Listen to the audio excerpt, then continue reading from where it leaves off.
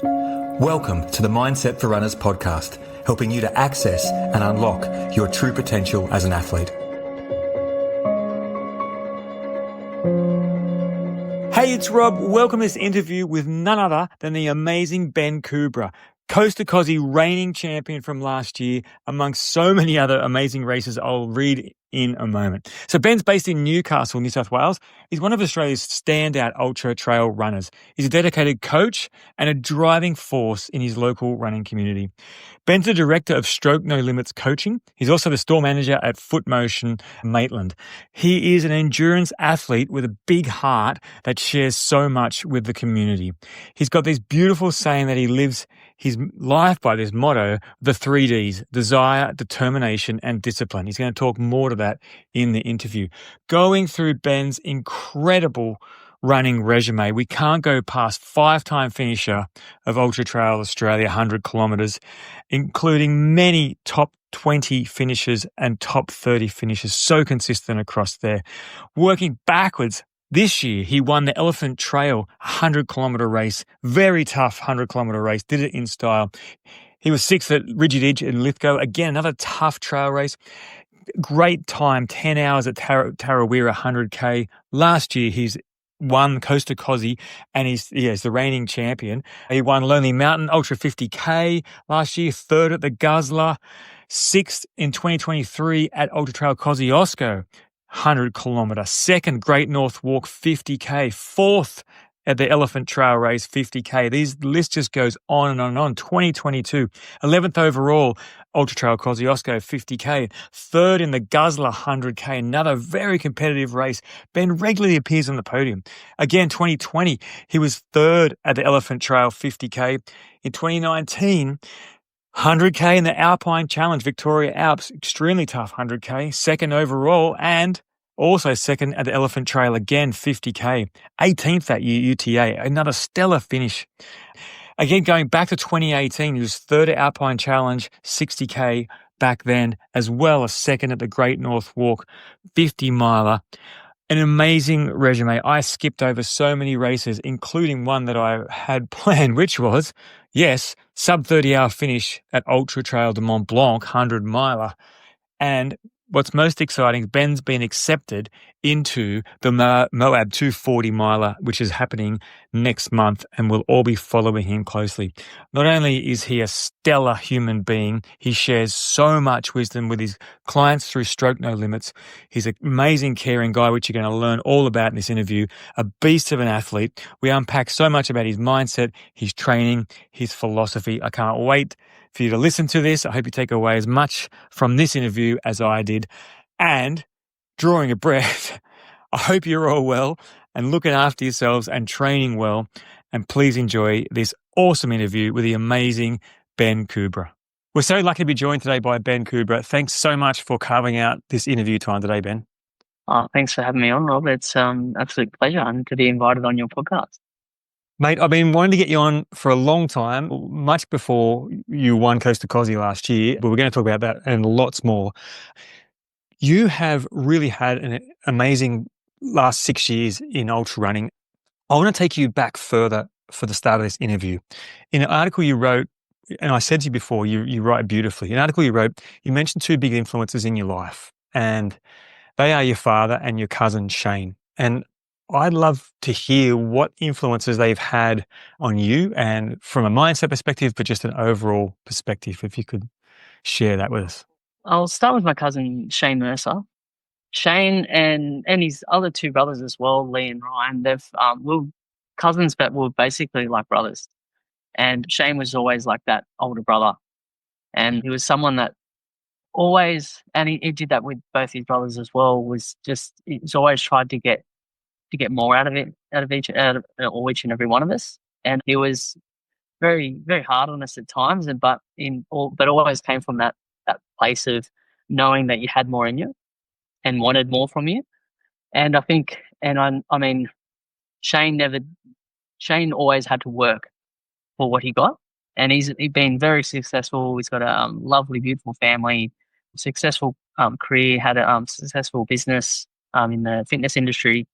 And it was always something that, and I loved my football. We all loved our football back then. And he was a good footballer, and it was always someone that I had the pleasure to play and train alongside with him as well. So it was always that person that just always wanted me to push harder and do more. And he he was one of the inspirations that got me into the fitness industry as well, by having vision personal training at Blakehurst and seeing his, like, we played football together, and as you do back then, you're drinking and you're partying and stuff like around games, and I saw him do that shift, get more from his life and transfer and just get more healthier fitness, and that's something that drove me to do the same. So yeah, so I followed in those similar footsteps of always wanting to, yeah, get better for myself and improve. And he always was that. It was always very hard on me, but it always got more. I always then was able to get more for myself. So that was a big impact in my life as far as knowing that I could do more and be more. That's amazing, and we'll get to your dad in a sec, but just to go on, Shane, because when you went into fitness training, what was your background before then? I was in sales, so I did a lot of sales. I worked with a couple of different brands, but I worked with Unilever, which is I looked after Lipton iced tea and Streets ice cream in the out of home market. And then I got into events. So I was doing event management, looking after venues, stadiums, music festivals. So it was a really good job, but I was probably working probably 360 days out of the 65 years, just because of the weekends were just packed with events during summer music festivals, to the football season with rugby league and AFL and all that sort of stuff. So I was, and just, yeah, playing football and just drinking too much and late nights, that sort of stuff. So that was where my background was before. And then that was sort of led me, like, living life in Cronulla with my flatmates who always probably drank too much and I was always fairly eating okay, but not that healthy. But yeah, and just I still was training and going to the gym and running and stuff like, but it was just the weekends were just big blowouts. Interesting to know that was Shane as the catalyst that you all must have known that you had more in you, or that you wanted to do and be more. And so from there you went into personal training at Blakehurst Yeah, yeah. and had a very successful time there. Can you tell us about that? Yeah, well, yeah, that was, yeah, building and just, I mean, and I suppose that's where all the personal development sort of started. And Vision were really good with that, with their whole mentorship with the program. It wasn't just telling people to lift weights and get on the treadmill, etc. It was that whole changing your lifestyle and becoming better and changing habits and developing different routines and different structure. And they were very big on that personal development side, by incentives to start reading more books, listening to more audios, personal care, and just changing and shifting that mindset with their development program with that. So yeah, started off just, yeah, and training as a personal trainer. I was just basically establishing myself, getting clients, building rapport, building networking, and then that sort of pushed me to, yeah, do more networking and just just changing people's lives. And that was a big part of why I got into it as well, was just to improve myself, but also then to pass on that to others. And yeah, I started off with, like, helping a lot of clients lose a lot of weight, because it was a lot of personal, it was a lot of changing lifestyles and becoming healthier. So it was like just helping people lose weight, but then that obviously then transforms into people getting more active. So then it started, us all of a sudden just found myself with a crew of, like, all these runners and triathletes, and obviously I was running and I was doing triathlon, so then they all started to challenge themselves and do the same thing, and it just developed from there. And then I was just establishing myself within the community or the network of Vision, as far as mentoring a lot of other trainers coming through. I was doing at least you used to get measured sort of on, as far as KPIs, how many hours you were actually on the floor training people, and that was where I was sort of in the top 10 of Vision, over the entire network of managing, like, sort of 40 hours on the floor. And so you've obviously 40 hours on the floor, or sometimes 50 hours on the floor, but then you've got time where you're spending another 5 hours a week on your personal development, then you're networking as well. So it sort of helped me get a structure and plan out my week, my day, so everything was productive. And so so then I was very fortunate to be awarded as personal trainer of the year, personal trainer of New South Wales and nationally as well. So yeah, came with all that hard work sort of was recognised within the network of Vision, and it's that probably in that part of my life from would have been 2010 to 2016 really shaped my life to where I am now. Then that's I can't thank everybody that was involved in that period from Shane, from the other trainers at Vision, and also my clients that just helped me lift myself. Such a great story, mate. Like how you got yourself into that personal development and bettering yourself through the vehicle of personal training, which will help others as well. It's really inspirational to hear that shift, and congratulations on winning those awards. And we'll talk about your work ethic later, because I've learned a bit more about you and how strong that is in you. So Shane was a big influence. Can you talk about the influence your dad has had on you through those years and probably before as well? Yes, I mean, my dad and I have always been close, and we're very similar. We used to probably bump heads a lot because we were both very stubborn, and both just always just he was always that person that did anything for anybody, always went out of his way, he never caused a fuss, and he still does that now, even though after suffering a few strokes. Which when I was at the gym, we were doing a charity event called Train the Trainer, where the clients used to dress us up and make us do ridiculous things, and he was there just spectating and collapsed on the ground and had a minor heart attack. Minor stroke. So then he went to hospital. The hospital sent him home. They said because he had pneumonia the week before or 2 weeks before and was recovering. So they said, he's just tired. He's just still trying to get over the pneumonia. They sent him home anyway. I went and saw him that was on Saturday. So I went and saw him on Sunday, and he had all the signs for a stroke. Was tired, sort of just mumbling his words, a bit delirious. So we sent him back to the hospital. Again, they sent him home, and then went to the doctors on the Monday. The GP sent him to the hospital. And again, they sent him home, and then on the Monday night, he had a major stroke. So I suppose it's negligent from the hospital, considering he sent him there 4 times. And so eventually on the Monday night, he had a stroke, and then was basically a vegetable for a good 6 months or so, and in hospital, and then had to go through the whole rehab and he had a partner at the time. My mum and dad had separated maybe about 2 years before that, I think. And so he had a partner, but that was a lot for her to take on.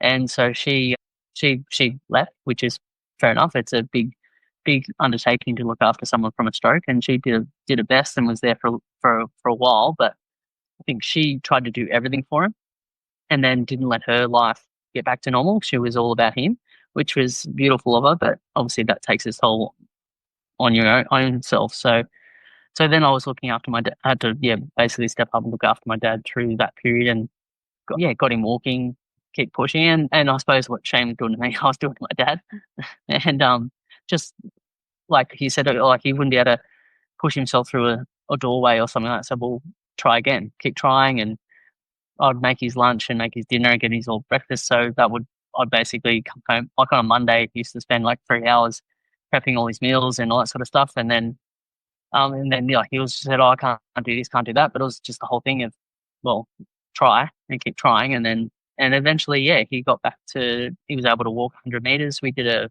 little fun run together down at Brighton, the beachside dash, I think it was. So we pushed him on the wheelchair and then got him to walk the last 100 meters. So, so it just, but again, he just keeps pushing and keeps striving, and nothing ever beats him down. He just keeps getting up. And I think that's the inspiration of how I want to be viewed as well. And he's had 4 other strokes since as well. So he's now at the point where he's full-time care. He's in a wheelchair permanently now. Just now needs assistance to sort of get in and out of bed, in and out of the chair and stuff like that. But that doesn't stop him. He's just always got that positive attitude. And like, there's so many stories where he got locked in a disabled toilet for 3 hours and but doesn't call anyone. You find you'll speak to him 2 days later and he'll bring it up and why didn't you tell us that? And or he'll be stuck in Darling Harbour in the rain because his wheelchair's broken down. And then just sits there, waits for someone to come and pick, like the mechanics to come and fix it and whatever. So he's just doesn't ever want to put anyone out, which is frustrating because he's going through such hard times. But he's just a fighter and just always just keeps moving. He just keeps going forward, and he's had to learn to move his arms all the time from being paralyzed. So he's work on his speech therapy every day, and he's had so many setbacks, so he's had to sort of teach himself how to say words again, and because he's had the stroke in the same area 4 times now, or more than that, there's only so many pathways that can be kept being rebuilt. So he's sort of he's just been affected worse, or more so as the time's gone on. Must be incredibly hard for you to watch, and also incredibly inspiring for you to see how he deals with it. And like you said, the no complaining and the getting on with it, keeping a positive attitude. It's hard. It's hard being in Newcastle now and him being still in Sydney. And for a while, like when I was looking after him, I was engaged. This is to my ex-wife. I was engaged at the time, and then she hated Sydney and wanted to move to Newcastle. So that was, and I think that probably was a bit of a toll on the previous relationship, with just that I was still in Sydney Monday to Friday and used to drive up to Newcastle on a Saturday morning after work and come back on the early hours on the Monday morning for like a good year and a half or so, while I was still trying to look after my dad, and then was eventually found a home in Newtown, and then he had nurses and that to sort of look after him. But so I think was always easier when I was around more frequently and able to see him a lot more. But obviously since last sort of 6 years being up in, or 8 years now being up in Newcastle, it is harder being away from him. But I mean, with technology, it is good, and he still can use his phone and FaceTime and video call and stuff like that. But it's just, it is hard now being that 2 to 3 hour drive away. Yeah.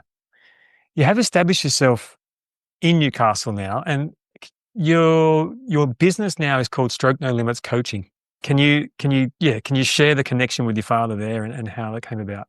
Yeah, so back when I was at Vision and when my dad had the stroke, and stroke being obviously a stroke, but then there are no limits as far as just there are only limits for the ones you set yourself. And that's part of the name of the coaching business, was things, you might be affected by things, but it's your own limitations are the one you set yourself. So having no limits to just keep pushing yourself and striving, and it's with my 3Ds, I suppose what I call is desire, determination, discipline. So you've got a desire for something, then you have to be determined to do that. But then also you have to have the discipline to put those other 2 pieces together. And that's sort of how Stroke Elements was more of a, like I did for charity and stuff like back in the day, which was doing different triathlons, different fun runs and stuff like raising money for the Do It for Stroke Foundation, which I think is this month. It's coming, so I'll probably do something like that as well. But that's where the name came from, so to speak. Gotcha. I'd like to touch on one of those challenges you did, but before then, a quote from another article you wrote touches on your 3Ds: a personal attitude, desire, determination, and discipline. This sums up my approach to my own training and coaching with a strong sense of accountability. Knowing I've set myself different challenges to achieve gets me out the door each morning and helps set high standards for my athletes. Can you talk to that dual role that you play as coach and athlete? You touched on it before with Vision, how you probably unknowingly such an inspiration to your clients. But can you talk to how that kind of plays out for you now? Yeah, well, I suppose it's like with my coaching, and then I suppose you don't, if you're not going to do it, then you don't expect others to do it either. So, and I suppose, and I am self-coached. Like I've had different advisors and over the years, and I speak to different people to get opinions and advice on different structures, etc. But with my coaching, the way I set the weeks out and set the plan, so to for whatever block or whatever build, I look at it and go, what would I do? And if I wouldn't do it, then why would I prescribe that?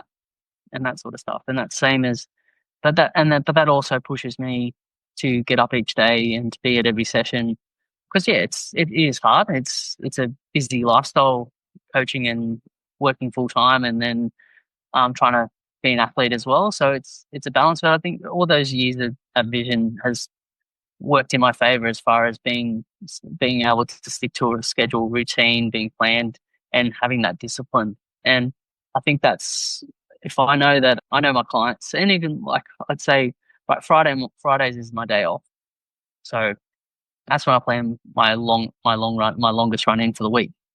And that's sort of, and there's time when I never really get a sleep in, so I'm really tired. But I think, well, and if I've got guys that are doing big races and like Kosci coming up or UTMB, etc., I know they're getting out of bed, and I speak to, and when you speak to the clients, they're hungry, they've got a desire, they're chasing, and that's where you just fuel on. So it just makes it a lot easier to get out of bed and to push hard in the sessions. And if I'm struggling, then I just think about my clients and go, well, they're still working 40 to 60 hours a week. They're still managing a family, and I'm fairly lucky that I don't have little kids to have to worry about. And my understanding of my wife, that is, she's a very important person in her role and her job, and she's busy too. So I'm lucky to just have that flexibility to be able to fit in those hours and to be selfish in a way. Well, you call it selfish. I call it Yeah, selfless. The way that you do it. yeah. So, but I just use the fuel of the people that are around me to fuel my own mindset and my own discipline and my own determination to push the limits. So good. Such a great strategy to use and to understand, to reframe how I'm busy or I'm tired, and to use the hunger and desire of your clients.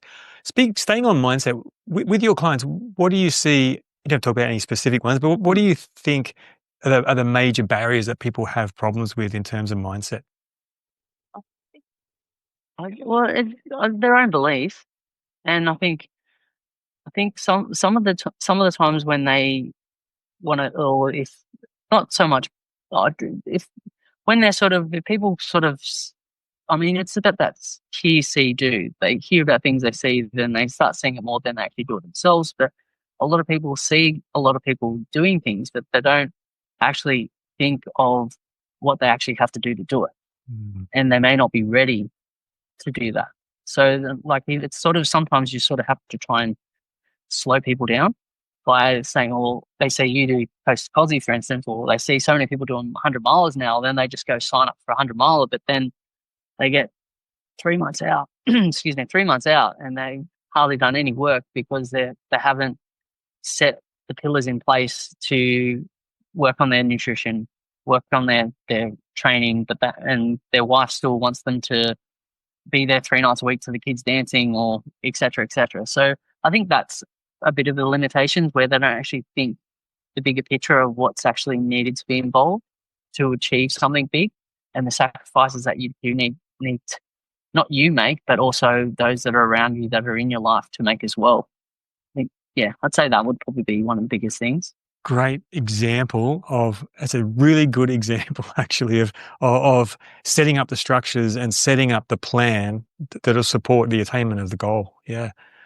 I want to take. I mean, yeah. Go on. No, keep going. No, I just think that I think there's there is, the whole belief in wanting and chasing something, but I think if you haven't quite thought about how you're going to get there, it's like, even when if you like fall, like DNF in a race or something like that, you a lot of the times you haven't actually practiced the things that'll go wrong, and haven't thought about, things will go wrong, but haven't thought of what you're actually going to do in that circumstances when they actually come up, and how you're going to get past them, to be which is probably the other biggest barrier too. Really wise. I'm leaning back to your 3Ds: desire, determination, and discipline. You're talking about people having a desire, but then not having the discipline to put the plan together and to stick to it. And it's like, this is how they all meld together rather than just having one D.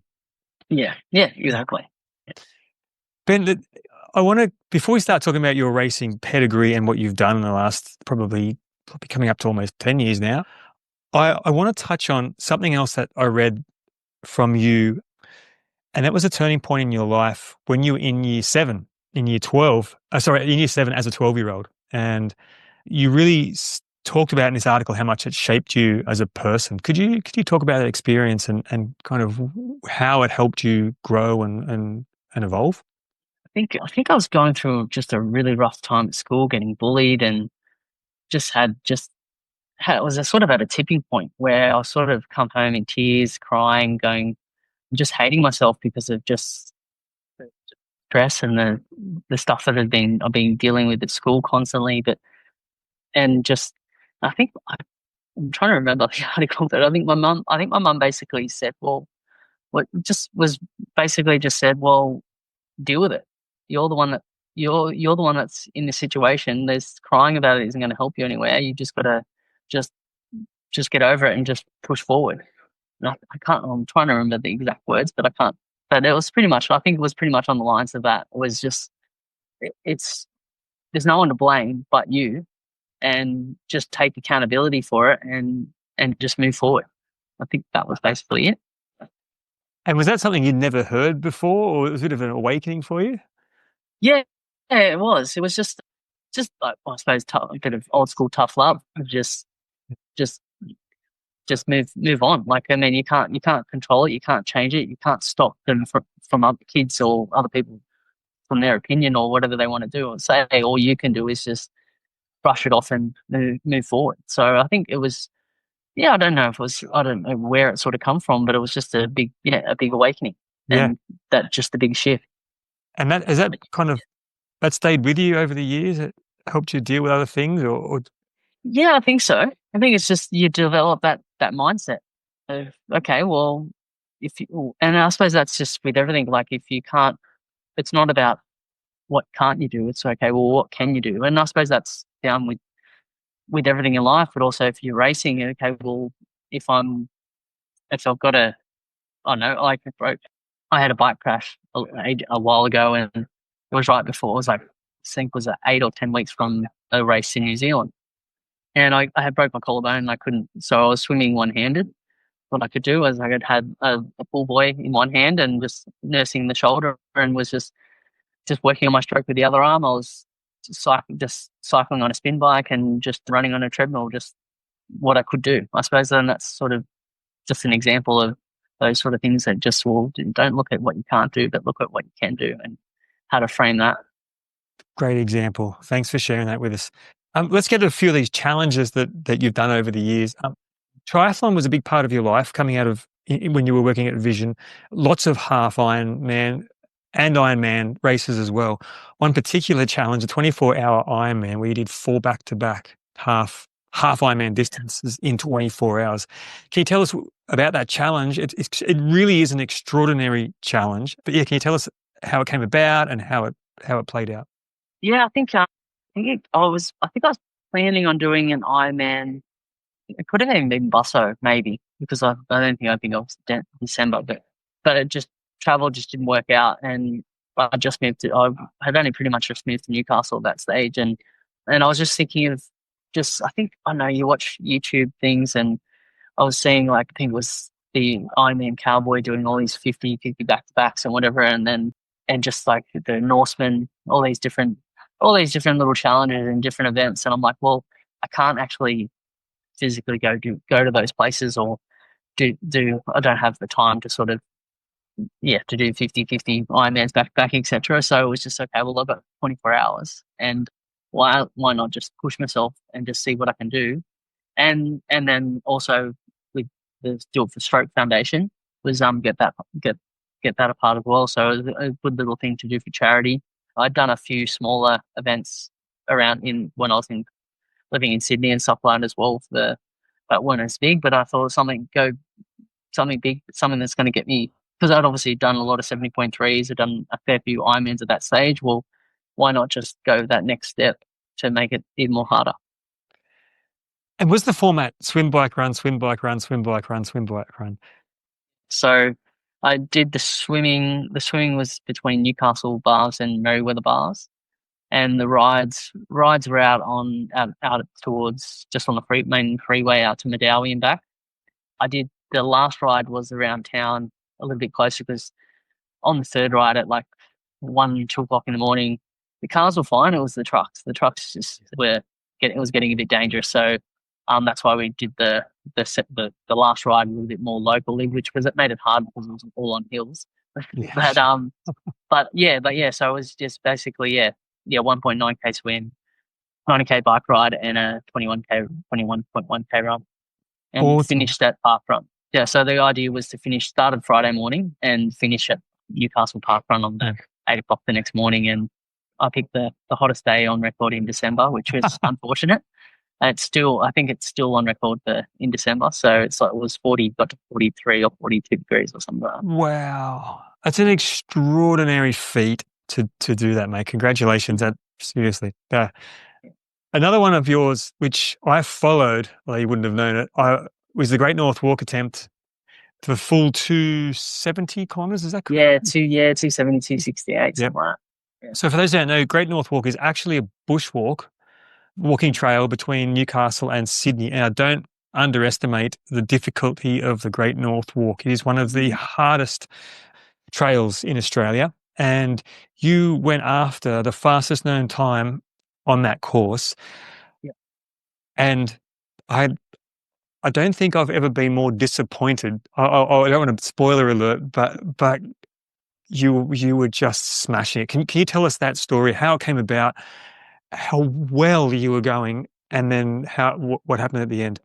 Well, yeah, I think it was just sort of out of COVID, I suppose. There was no races, and there was no no events to do. And I think Bertie Bird had obviously done it before, and that inspiration from him doing it. And I think seeing Joe Ward, and Joe was actually really good. He spent a lot of time with me going through the course and going through logistics and crewing points and stuff like that. So it was really, really great to have Joe, someone that's done it before, and many other events like that to fall back on. But yeah, it was just because there was no racing and no events, and just a big challenge.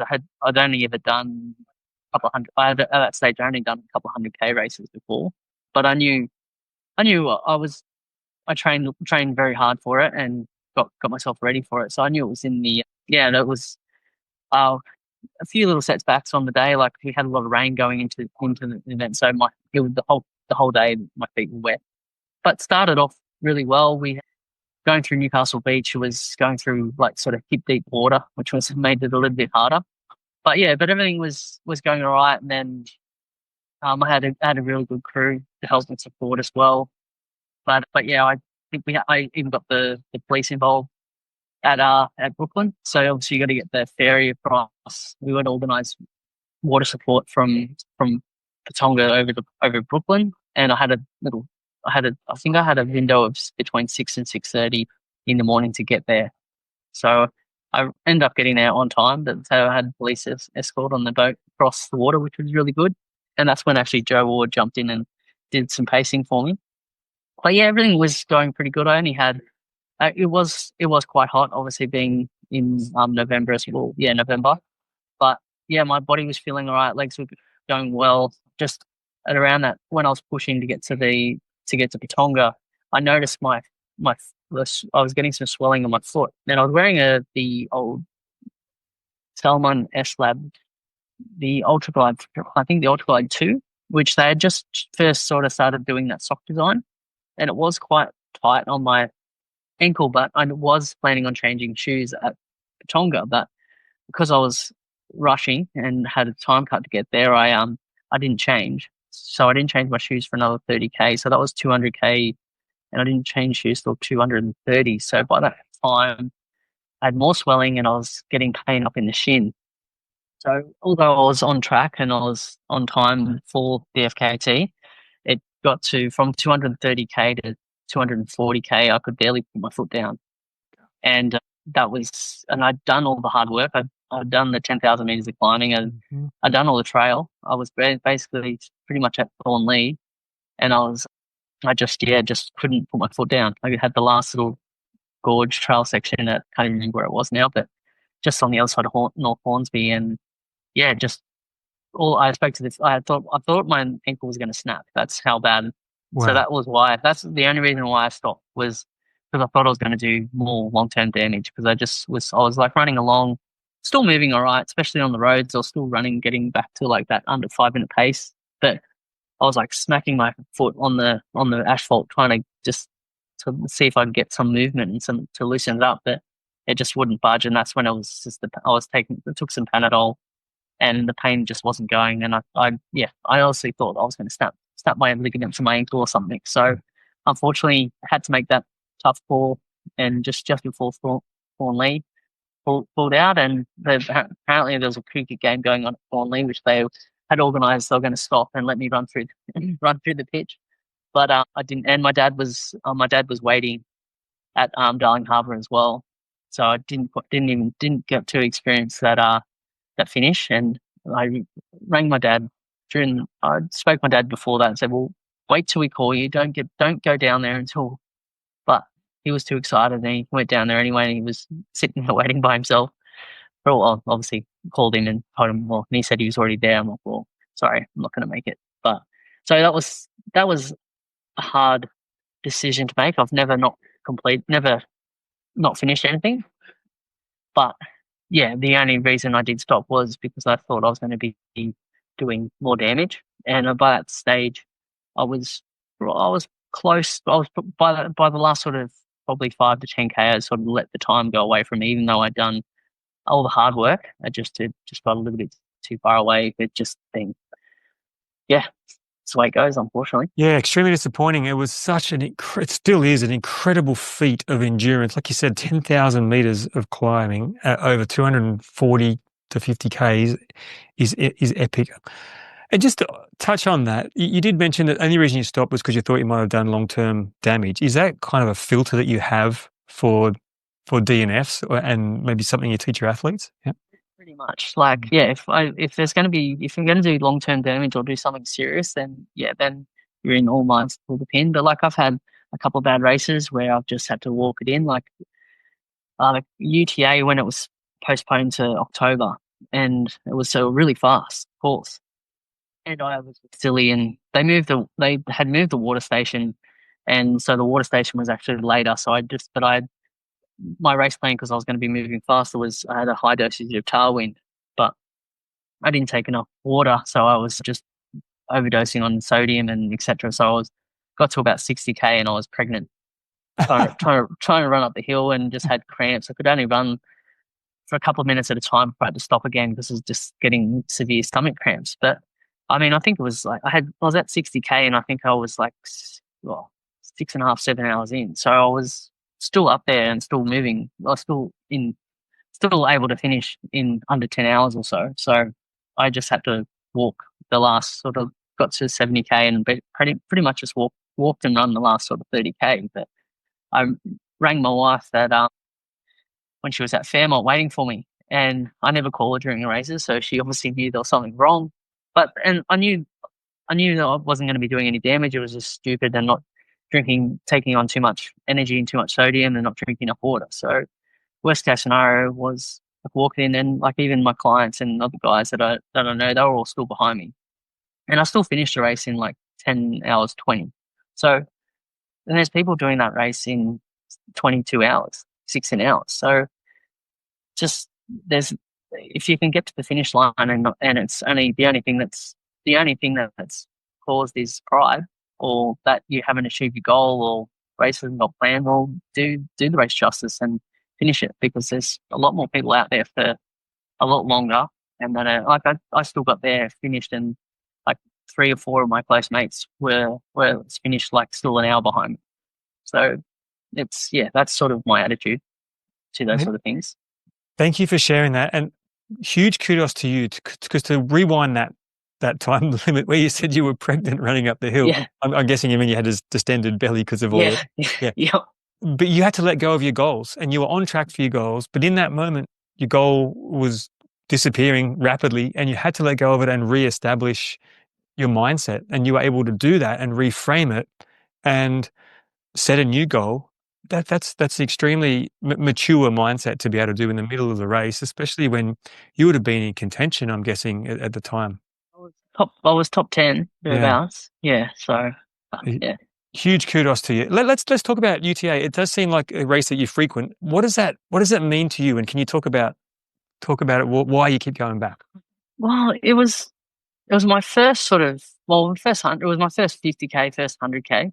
I think it's just everyone just and every trail runner, I suppose, or not everyone, but it's just from wait, 10 over what was it, 16 years now it's been going for. And I'm like, remember when I was just sort of getting into running and then started getting into triathlons, like the North Face 100, and had Matty Abel was when he worked at Vision at Caringbah at the time, and not Caringbah, French Forest. But yeah, I remember like talking to him, and he was training for the North Face 100, and I think he got third or fourth or something that year or whatever, when it was only like the first or second year. And then I had like people like would know the name of James Offerman. He's been around, and he was a client that I trained, and he did all those events. And so those little seeds just keep getting planted and planted. But I think it's just a great weekend where so many people come together. There's so many different races. It's so like that area is. I remember like even going as a school kid, going to school on school camps and being around the Blue Mountains and just the whole area. It's just such a beautiful place.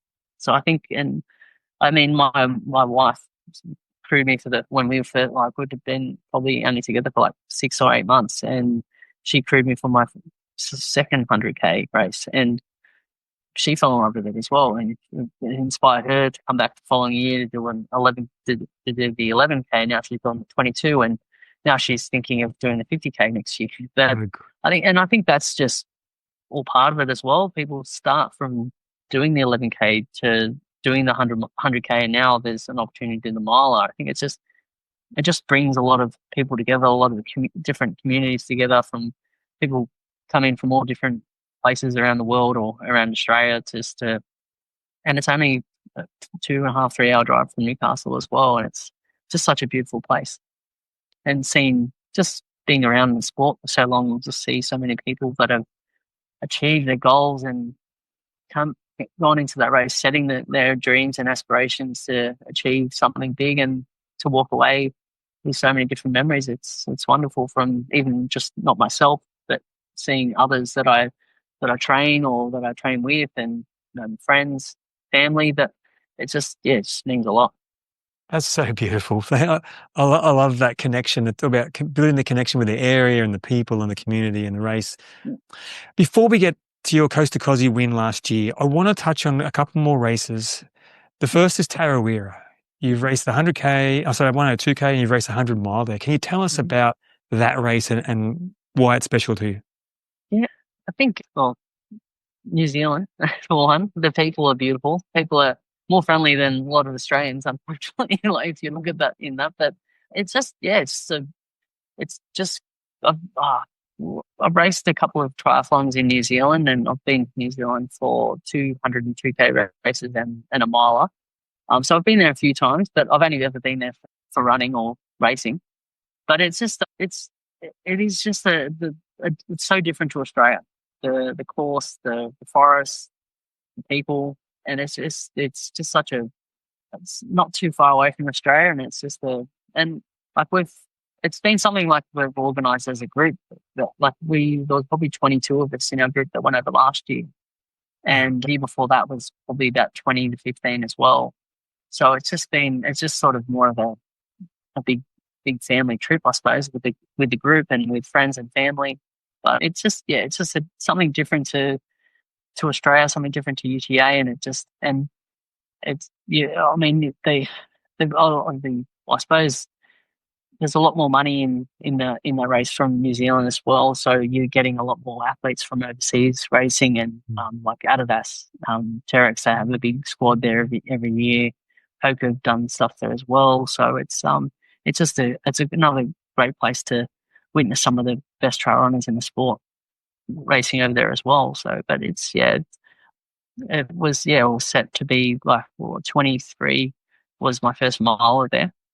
And then that was the year that I eventually ended up getting into UTMB as well. So it was a good stepping stone, a good platform to step off for, knowing that one get confidence that I could do the miler, and then just to catapult to build that block into UTMB from there. But it's just a unique place that we don't have in our backyard, but it's not too far away from.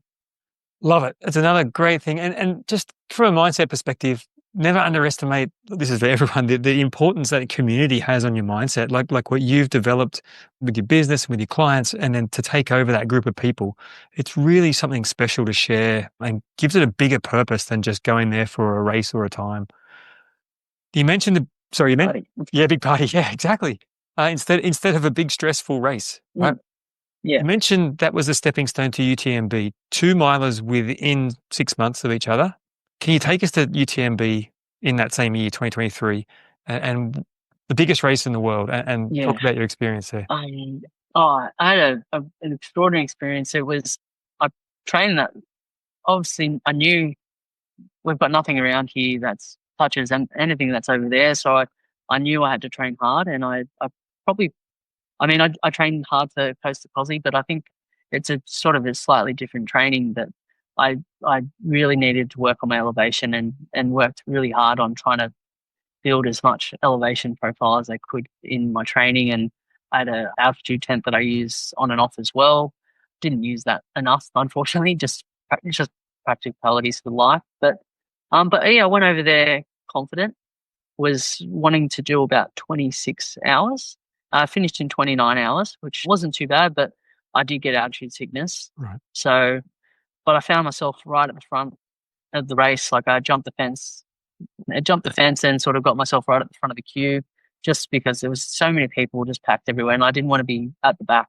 I wanted to at least give myself a good opportunity to have a good shot. So I sort of jumped sort of at the front where they had the barriers, basically waiting just behind all the elites. But then they'd let all the male elites through, and then the females were sort of half coming through when someone broke the the barrier. So everyone just went forward. So within a couple of seconds, I was right under the start queue next to Courtney DeWater and all the others. So had an ideal start. And then that start is what you see on TV. Like you get shivers. It's the music, the sound, the people, and running that first couple of Ks through the streets of Chamonix. It was an amazing thing that I will hold forever. And then, but just the course, it's brutal. Like running into that first night, I got altitude sickness coming into Italy, and I was basically the same sort of thing. Was dizzy, wanted to fall asleep, but all I had was one step forward, and I was just counting with my head. I don't know why, but I was just counting 1, 2, 1, 2, 1, 2 with my pulse, just for pretty much 3 hours until once I got up to the shallow and the well, I can't even think what the chalet was, but anyway, but came back down and I came good after that. But yeah, just looking at the light, like at night, just the sea of lights, and you're looking, do I have to go up there? And just the hills were just never ending.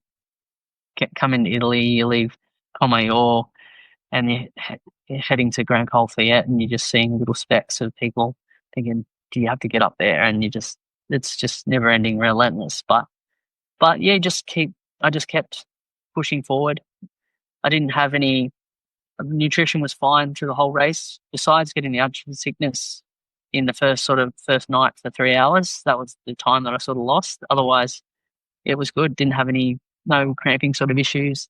Dialed everything in. I definitely had my body strong enough. It's just the altitude that gets me, unfortunately. Yeah. But yeah, I ended up finishing with a couple of Aussies like Henrik and Luke Barrett, which people would know Luke Barrett. And yeah, so we basically ran the last sort of 30, 40K of the race together, and them just randomly meeting 2 other Aussies and just running with them. So we all finished at the same time.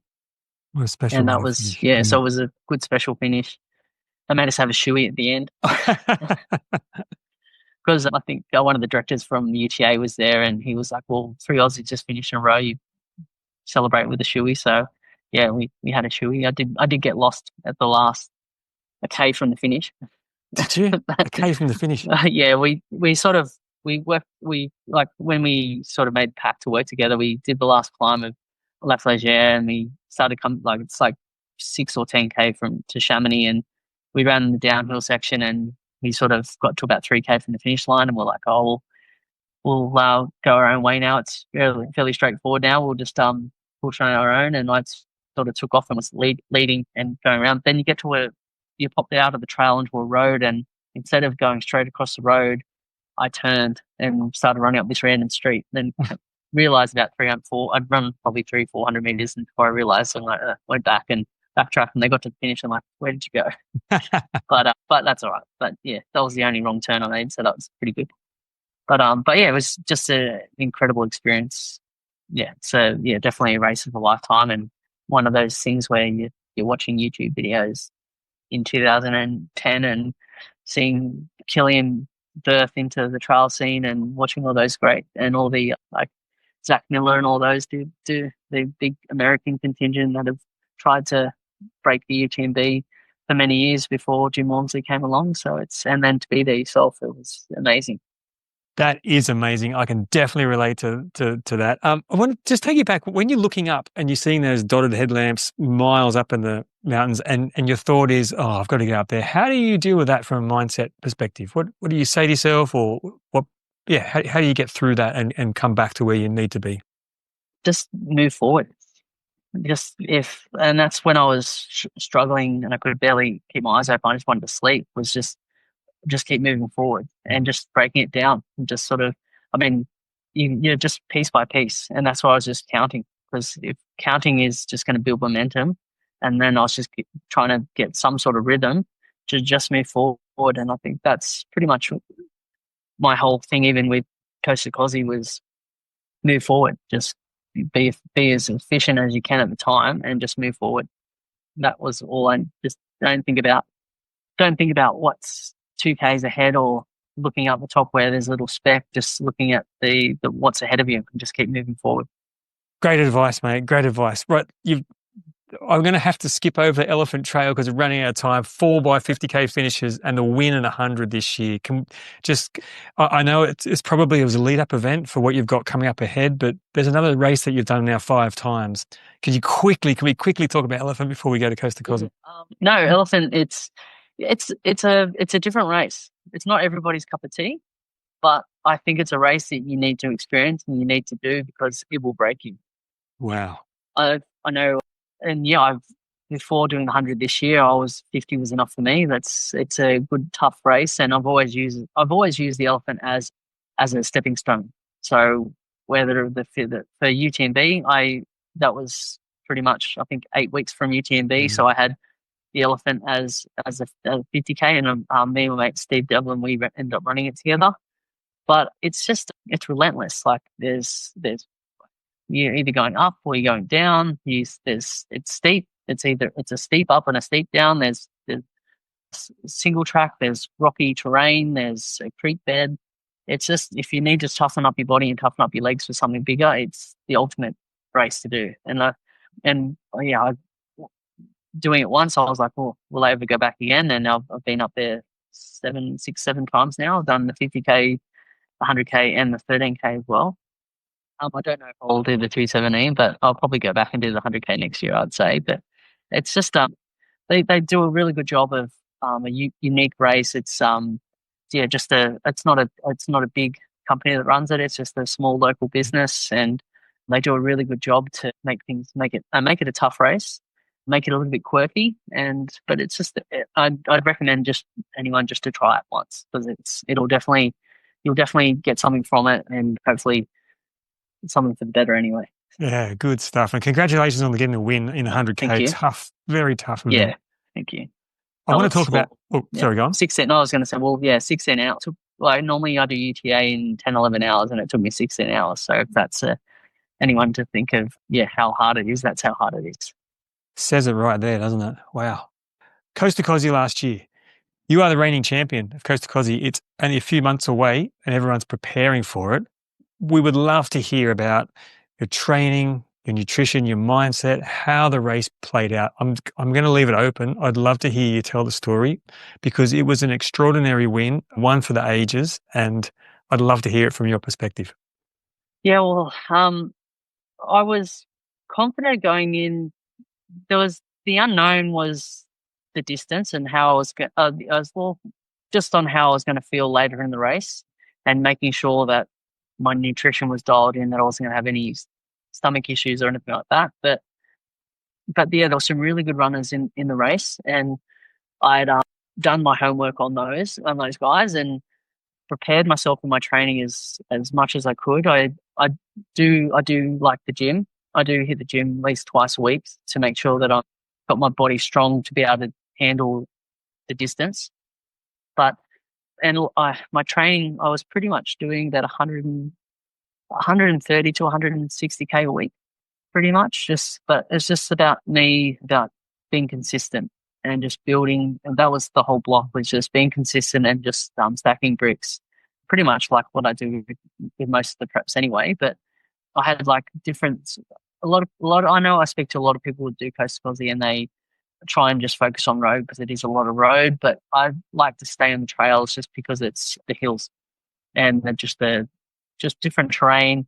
Just mixes it up, gets you stronger, but also your cadence and everything, your running rhythm changes when you're on road and trail. So I'd try and do a bit of mix and a bit of both. But I'd say I probably had probably one of the best blocks of training going into that, and had no sort of hiccups with niggles or anything like that. I think that comes down to a lot of the gym that I do that I don't generally, and that we were talking before about the control and the mindset of not chasing things and not running too fast and that sort of stuff. But yeah, it was a nice start. It was a hot morning. You could tell it was going to be hot. So that was where the first sort of shift in the first sort of probably 30, 40 Ks, we adjusted the plan as far as pacing, getting a lot more water in, trying to cool myself down. But yeah, it was sort of around the sort of top 5, top 6 for the first sort of 30, 40K. I saw Rob on the first hill just take off and fly down the hill, and I think I was with Nick, and Nick Banff and I just looked at each other, well, you can have that one, and let him go. And I was sort of getting tabs on how he was traveling throughout the race, obviously being the leader. But I was just sort of keeping myself comfortable, making sure that I was there within reason to cover any moves besides Rob, who had already raced ahead. But it was that first sort of 50K where I had my first issue where Big Jack and climbing up Big Jack with my pacer Ben, and for some stupid reason I packed 4 bottles of Tailwind with basically, would have had 75 grams of carbs in each bottle and not enough water. So it was really, really hot. So I just drank the 4 bottles of Tailwind in that hour. So again, like I mentioned before about being pregnant, I got to the top and I was pregnant again. But by doing that previously, I knew how to rectify it and get through it. So it was again about what can I do? So we shifted the whole plan, and I didn't have any Tailwind for probably the next 3 hours just to let my gut settle, and I was just having water and some precision hydration chews and some Coke just to get the energy back in, just to make sure that I was sort of flushing my system out a little bit. And I was still moving around, I still felt comfortable, but we did have a plan for every 5K to refuel and catch up. But because it was so hot, it ended up being every 3K. So, and that's just about adjusting on the fly. And I was getting hot, so we had an ice bandana, so we were placing that every 3K. They were throwing water over me every 3K just to cool my body temperature down, and that was pretty much for the whole day. That was what the plan was. Every 3K, we just sort of shift and just try and keep my body temperature down. I wore my Salomon trail shoes for the first 100K. Then we got to the road, which I changed into the New Balance Super Comp Elites. So just getting onto that freeway. And that's when I think that was where it sort of shifted as far as the race. At that stage, I didn't know, I hadn't seen Nick's crew for a while. I hadn't really seen Matt Pilley's crew. I hadn't really seen them around it, but the 2 girls, Cassie and so they were just pushing on the road, and they just looking so fluent, and it was amazing to watch. And especially I'd spent a lot of time with Ali leading up to that in that first 100K, because just we were sort of running back and forth from each other, and just watching her run on it, it was just smooth and very effortless, and it was just a great experience to witness.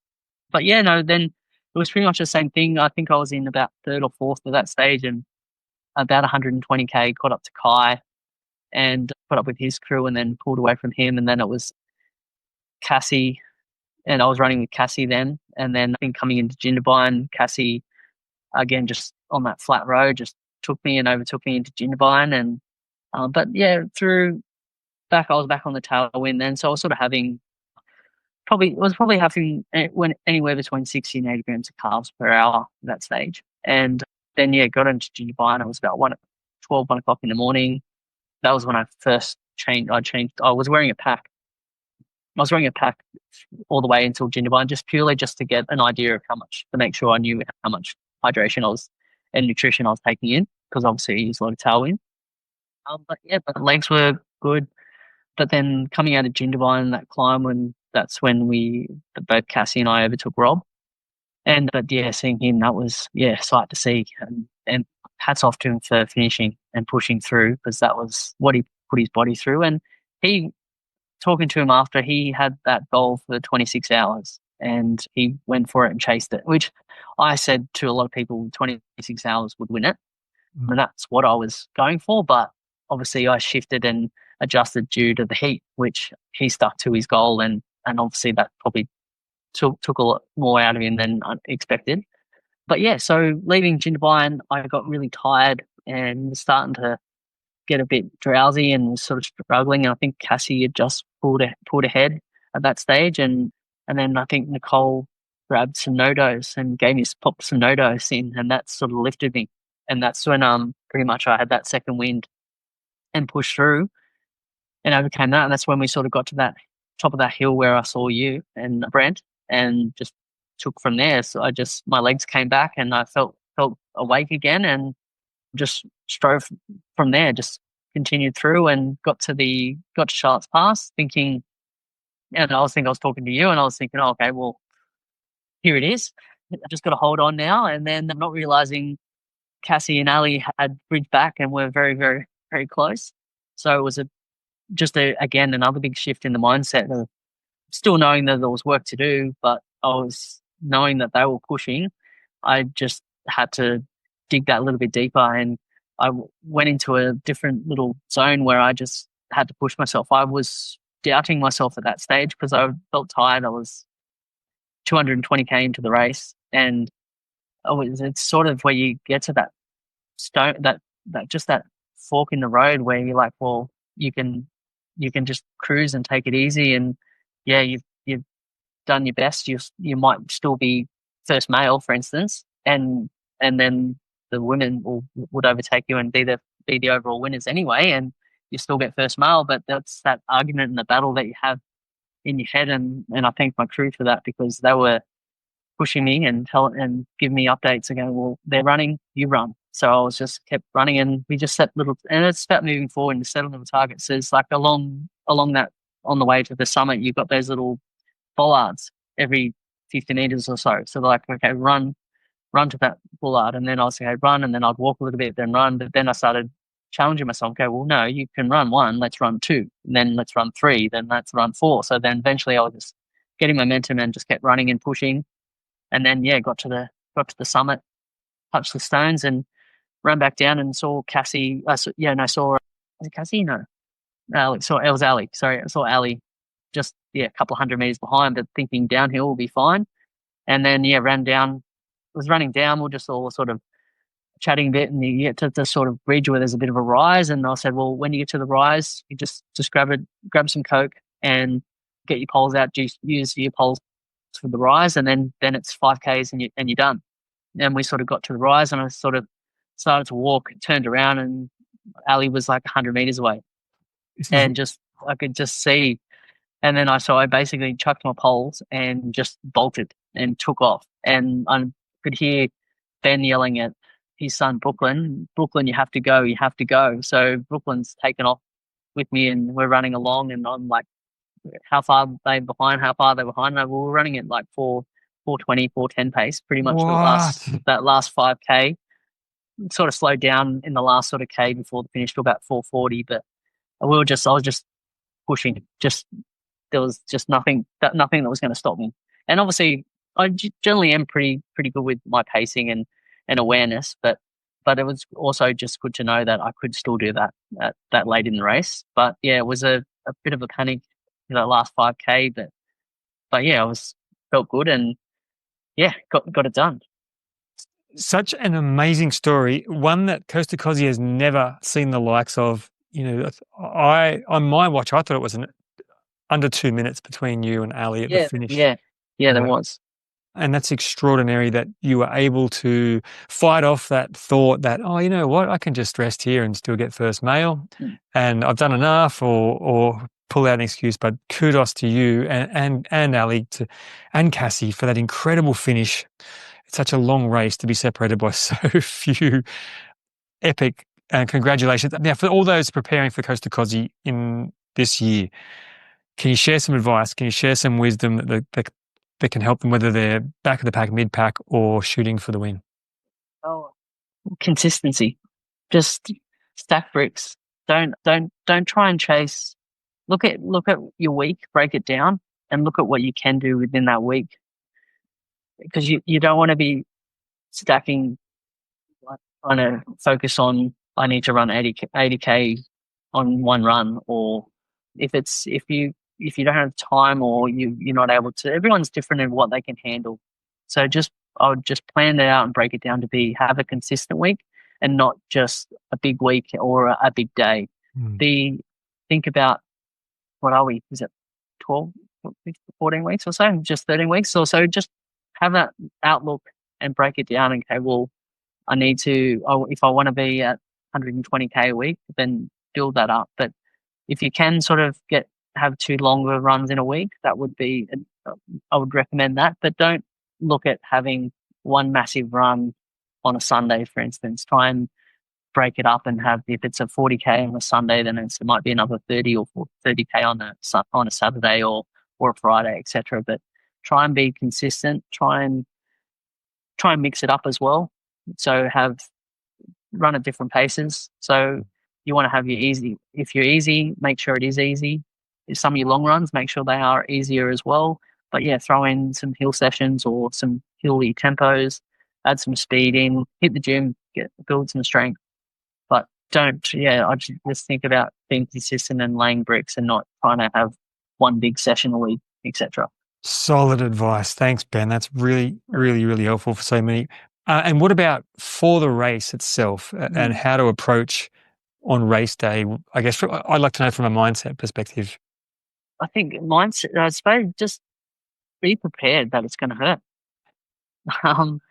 It's a long day.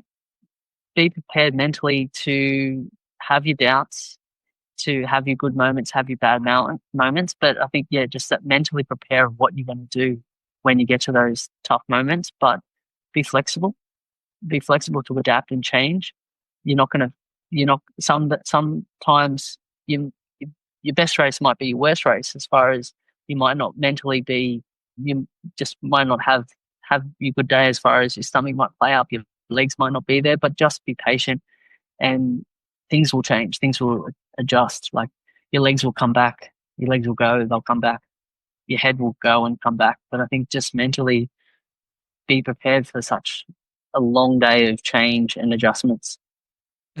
Really, really good advice. And I have to build on that in the Alpine Challenge, you had to do that. You spoke about that 2019 Alpine Challenge. Could you just share about your adjustments in that, just to highlight how this can be a good example?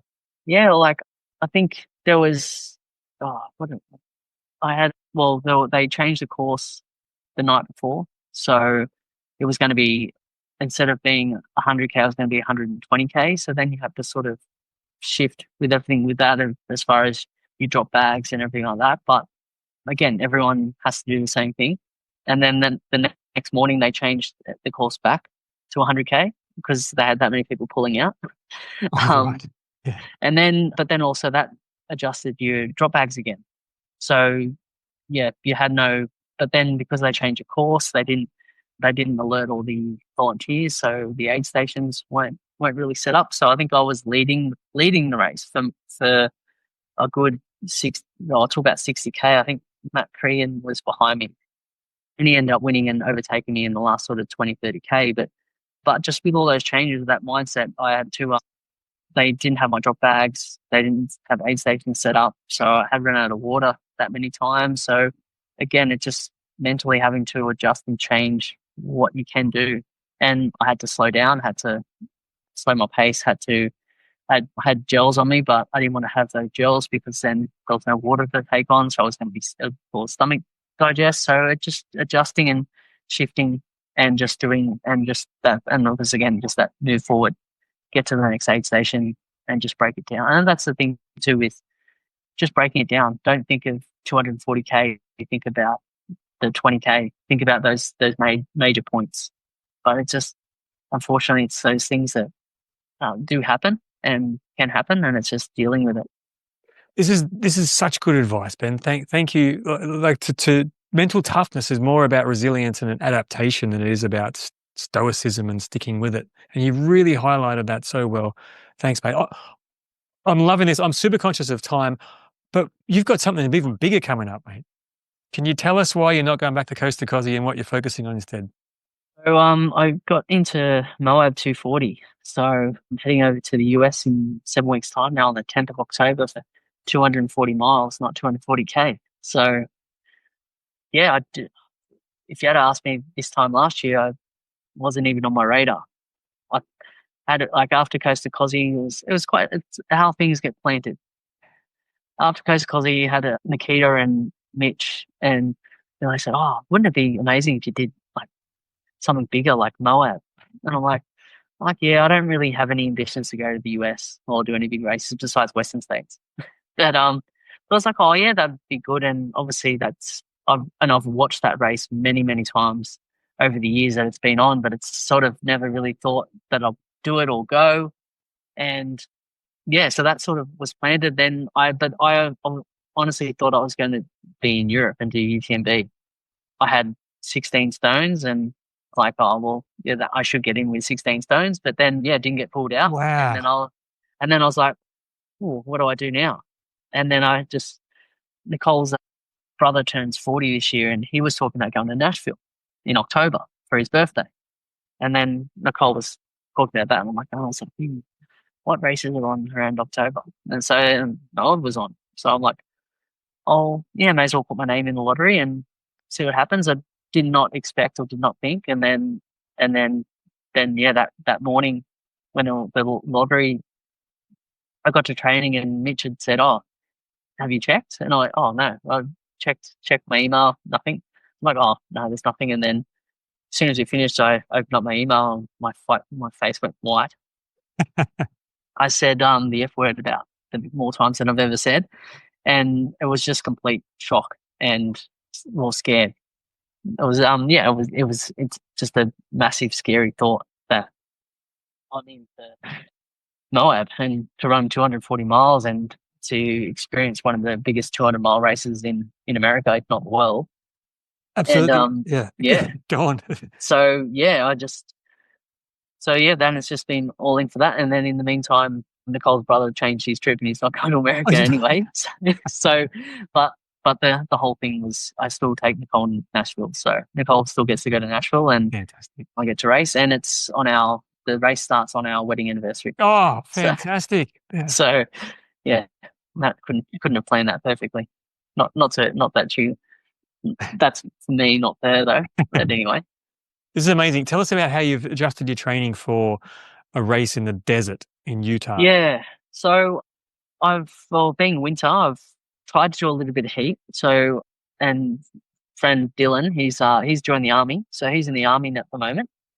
So he's in a puka down in Wagga. So he doesn't need his sauna. So I've borrowed his sauna. So I've been doing some heat training. I've got a heat suit, been using that on the treadmill just to get some heat in. Not as much as I'd like to, but it's just my life with work and balance is hard. And then when you want to do an easy run, that's not an easy run when running in heat suit. I brought an altitude obviously being affected in Europe, and it's actually higher in Moab than it is in UTMB. So it's 3,000 meters above sea level. So I did buy a little elevation mask to use, which again, need to use it a bit more but again, when it's your easy run, it's not easy when you're running in a mask, but yeah, so just got those couple of things with heat and just get a little bit of altitude. My volume's increased. I'm probably doing an extra 20 to 30K a week from what I was doing from Coast to Kosci. Wow. elevation is roughly the same, trying to hit about 4,000 meters a week. Climbing, incorporating some of the loops that I use for my training for Coast to Kosci with this build as well, just longer. But yeah, so I think just trying to keep it consistent. I use Elephant 100K building to Coast to Kosci, I use it up to 50K as a bit of a stepping stone but being the Elephant 100K I knew that I was going to be a longer race as well as far as time of feet. So just sort of implementing those things, like that was a 190K week. Then I had a down week of 110K. And then from the end of July, I've pretty much been 170 to 180K a week, and just being consistent, but trying to be aware of the body as well. And I did come down with a bit of a flu this week, just purely because I did a 24-hour race last weekend, which I ran through the night. So that's obviously going to take your toll in the cold. But yeah, just I suppose it's again, same sort of block, but just more Ks, and still trying to hit the gym. I did have a bit of a glute issue, which I've only pretty much from this week sort of starting to feel that it's gone. Still got to do some rehab on it, but I just being stupid, chasing a 16-year-old on the track and running too fast when I don't need to. But but generally that's my first sort of injury I've had in, I'd say 5 years or so, just that one time being stupid. But besides getting hit by cars, I'm normally pretty good. But you got hit by cars. You even mentioned that one. Yeah. But no, I'm really excited. There's some really good runners racing Moab, like Killian and Brody that just did the Bigfoot 200. They course record for Killian again, and he also won Tahoe 200. So there's some really good runners racing, and I don't want to go over there and twiddle my thumbs and just experience. I want to be competitive. I want to push myself. So I'm going over to hopefully win podium wherever I can get to. I think that 70 hours is that magical number that we're sort of aiming for, which course records 69 middle 69:30 or something like that, which was Max Joloff's record last year. So yeah, just going all in, and got a good crew. And Mitch, my wife, Nicole, Tristan, my cousin he's coming over from London, and Ben and Brooklyn will be pacing as well. So I've got a really good team, and it's just going to be excited scared and excited at the same time.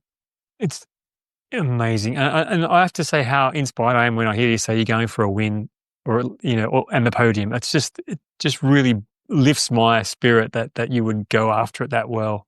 I know that's who you are, and it's just yeah. I don't know how my body's going to go really yet. It's 390K, so it's further sort of gone by almost double. So, but it's just I just have to go for it, I suppose. There's no other way. There you go. There's Benn Coubrough's mindset. That's how strong we've learned. How strong and how you keep it so simple has been a real takeaway from this interview, mate. So thank you. There's one thing I haven't asked you. You've touched on it 3 times. The importance of your strength protocol, and you're in the gym, twice a week.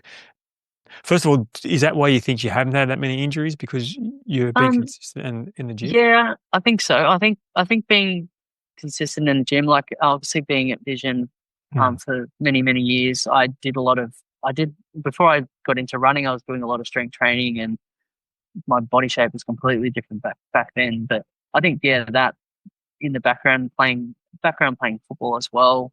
But yeah, I definitely have, from taking that from earlier into my running has definitely helped with just stronger glutes, quads, calves.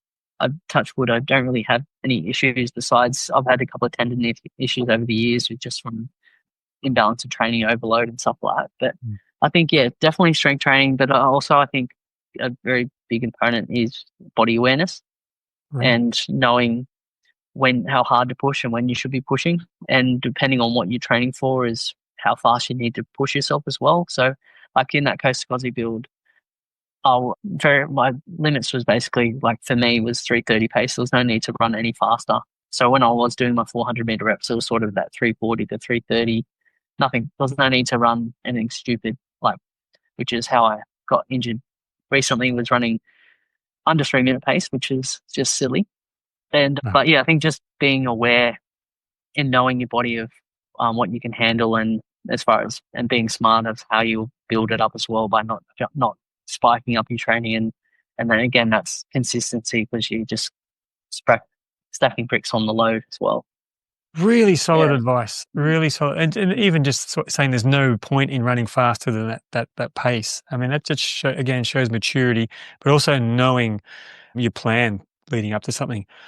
I did need to ask specific protocol. Can you give us a quick protocol on what to do, what you do in the gym, or what you'd recommend? Yeah, it's sort of split. I try and do one heavier session a week where it will be sort of like 5-6 reps max of deadlifts, squats, lunges, hip thrusters. Do a lot of isometric, so single leg exercises as well within that. So do a lot of different band exercises for your glute medius, hip flexors, and then just a whole multiple different ways of doing different squats. So you're not just hitting your abductors, the main bellies of your quads and hamstrings. Exercises as far as eccentric loading, and making sure you're just working them in different ways. Yeah, that's pretty much. It's nothing fancy, nothing. It's all just fairly simple, but it's just making sure you're building the areas, especially focused on your running, that you're looking at the whole mechanics of what you're doing. And I see a physio as well that helps me out with different things, and see an osteo as well. But yeah, just nothing too fancy, but just making sure that you're just building the right muscle, the motor patterns and stuff like that as well, and just keeping strong and not it's nothing too fancy, but it's just being consistent as well. Yeah. Ben, that just shows your experience in both personal training and running training, plus the elite level that you're at is how much knowledge you've got. Your clients are lucky to have you. Mate, we're lucky to have you today. Thanks so much for your time. Is there anything else you wanted to say before we do say goodbye? No, I think pretty much it. Just thank you to everyone out there. Thank you for everyone sort of like it, everyone around the community, I suppose. It's always nice to chat with different people and see people at different races and events, or chat with them online and get different comments. And I suppose just everyone that does sort of like stuff or comment stuff, it does mean a lot. Does again help me push myself and try and inspire those. So thank you for everyone that does what they do. Unreal. And where can people follow you? Where's the best place? I'm probably more on Instagram, I suppose. So it's just Benn Coubrough Ultra Runner. So that's pretty much Instagram would be the best. But otherwise, I've got a website which is just Straight Elements Coaching, or you can find me on Facebook, just my name and all Straight Elements Coaching on Instagram and Facebook as well.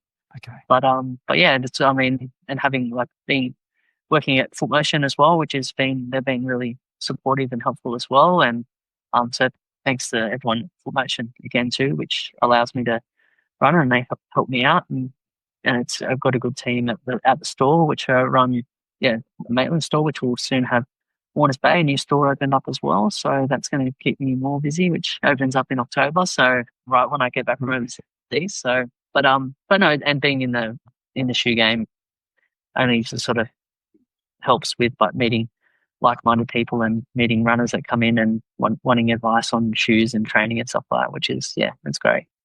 Oh, you'd be the best guy to give advice. Ben, thanks so much. All the best for Moab, for your build and for your race. We'll be following you. I'll put those links in the show notes so people can follow you. And once again, mate, thank you so much for your time. It's been such a pleasure, and you've dropped some brilliant advice and bombs for us to take away from. Thank you. Thank you very much for having me on your wonderful podcast. It's been a great listening to your podcast over the years as well. So thank you.